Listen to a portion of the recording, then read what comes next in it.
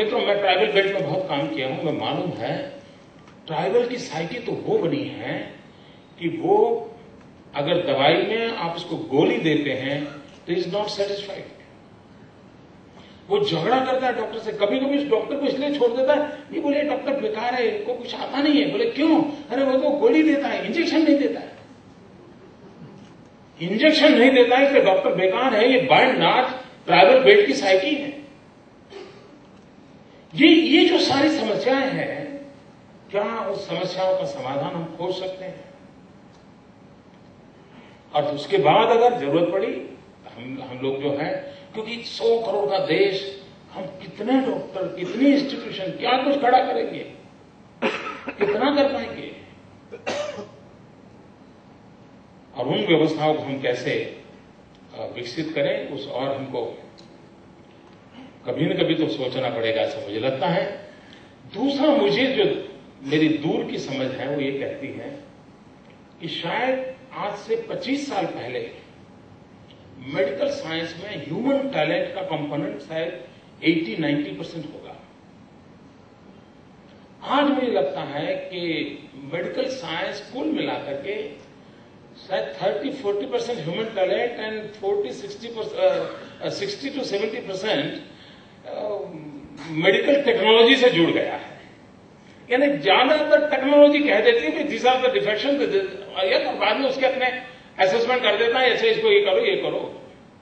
अगर टेक्नोलॉजी ने इस प्रकार से स्पेस ऑक्यूपाई किया है और एक प्रकार से टेक्नोलॉजी मेडिकल सर्विसेज के लिए ह्यूमन टैलेंट के साथ एक बहुत बड़ा रोल प्ले कर रही है, तो समय की मांग है कि हम टेक्नोलॉजिकल इनोवेशंस के लिए एमसीआई को रोल कर सकता है। अगर टेक्नोलॉजिकल इनोवेशंस के लिए, और मैं मानता हूं गुजरात सरकार इज रेडी, आप अगर उस विषय में कोई प्रपोजल लेके आते हैं जो गरीब से गरीब आदमी के काम आएगी, छोटे छोटे साधन होंगे, उन साधनों से चीजों को डिटेक्ट किया जाएगा। यानी गांव का सामान्य डॉक्टर भी इन चीजों के आधार पर तय कर सकता है कि भाई हाँ ये 10 चीजें हैं, और फिर उसको जरूरत लगेगी तो किसी से बात कर लेगा। हम इस टेक्नोलॉजिकल इनोवेशंस और बहुत बड़ी बड़ी चीजों को नहीं, सामान्य मानव की सामान्य अवस्थाओं में और सस्ते में मिलने वाले साधन उसको कैरे करें। जैसे हमारे वो तेजस ने एक काम किया, सारी दुनिया में उसका नाम हो, यानी by and large heart surgery की दुनिया में तेजस का को अच्छा कंट्रीब्यूशन किया। Otherwise is a medical profession, उसको कोई इंस्ट्रूमेंट इनोवेशन में कोई काम लगने की जरूरत नहीं थी, लेकिन ही डिड इट। मैं समझता हूं क्या एमसीआई के माध्यम से भी इस प्रकार की टैलेंट रखने वाले जो हमारे प्रोफेशनल से जो लोग हैं, क्या उनका एक टास्क फोर्स बना करके इस फील्ड में दुनिया में जो काम हुए हैं उसके सेमिनार करते हुए, और हमारे यहां एक्चुअली मैन्युफैक्चरिंग फील्ड में काम करने वाले लोग हैं, उन लोगों का कोई तालमेल करके भारत जैसे गरीब देश में सस्ती हेल्थ केयर के लिए कुछ हम प्रबंध कर सकते हैं, उसको कैसे उपयोग किया जाए। और एक बात मेरे मन में आती है, एक छोटा निर्णय जो आप लोगों ने किया है, मैं इसके लिए अभिनंदन करता हूं। मित्रों, जब साधन नहीं थे, कम्युनिकेशन बहुत पुअर था, इवन पेशेंट के लिए भी एक अच्छी सी व्यवस्था के साथ जुड़ना सुविधाजनक रहता था। एक नहीं तो दो, दो नहीं तो तीन, तीन नहीं तो 5 डॉक्टरों की सेवा मिल जाती थी, और उसमें से कैंपस कंसेप्ट विकसित हुआ। उस कैंपस के अंदर 300 बेड हो तो वहीं पर अस्पताल होगा, तो अस्पताल के साथ मेडिकल कॉलेज होगा, वगैरह वगैरह। कुछ कारणों से नियम बने होंगे और नियमों का अपना महत्व भी होगा। लेकिन आज जिस प्रकार से बदलाव आ रहा है, उसमें एक ही जगह पे इतनी बड़ी भूमि हो, भूमि मिल जाएगी तो पेशेंट नहीं मिलेगा, पेशेंट नहीं मिलेगा तो मेडिकल कॉलेज नहीं मिलेगी, मेडिकल कॉलेज नहीं मिलेगी तो डॉक्टर तैयार नहीं होंगे, डॉक्टर तैयार नहीं होंगे तो शॉर्टेज होगी, और जब शॉर्टेज होती है तो महंगाई होती है। यही चक्कर चल रहा है ना। क्यों हम इन बेसिक चीजों में बदलाव न करें? और इसलिए जब यह आया कि 25 एकड़ लैंड के अंदर अगर कैंपस नहीं बन सकता है तो स्प्लिट किया जाए। मैं आज भी मानता हूं मित्रों, आज की मॉडर्न कम्युनिकेशन टेक्नोलॉजी में लॉन्ग डिस्टेंस एजुकेशन की सुविधा के कारण आज मीलों का फासले का कोई मतलब नहीं रहा।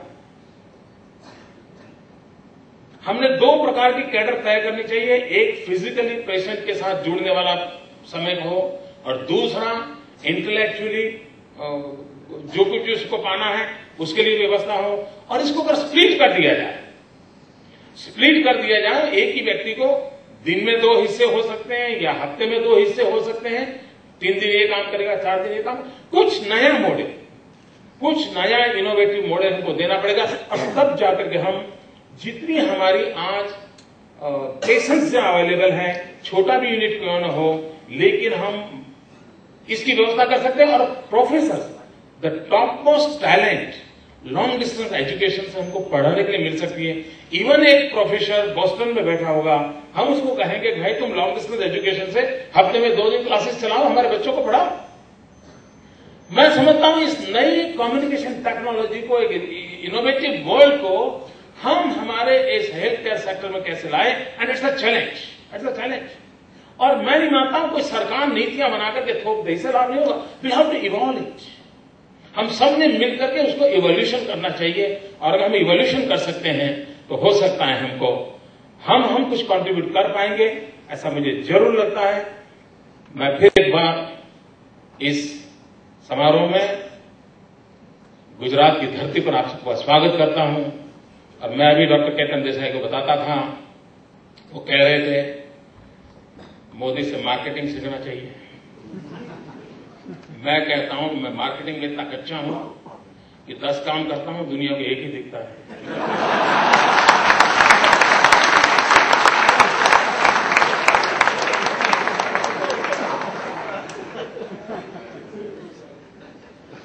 और इसलिए आप गुरु ऐसा पसंद कीजिए ताकि आप एक काम करें और 5 दिखाई दे।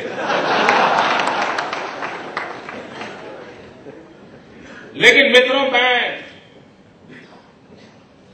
मैं शून्य से सृष्टि पैदा करने के मैं विश्वास रखने वाला हूं। मित्रों, पतंग के साथ ज्यादा से ज्यादा आपका सपना उड़ सकता है, पतंग के साथ ज्यादा से ज्यादा आपका सपना चल सकता है। मित्रों, पतंग के साथ एक पूरा का पूरा राज्य उड़ सकता है, हमने उड़ा के दिखा दिया। मित्रों, किसी ने सोचा नहीं होगा काइट फेस्टिवल मेरे गुजरात की वाइब्रेंसी का पूरे विश्व को उसका तजुर्बा दिखा सके, और हमने करके दिखाया।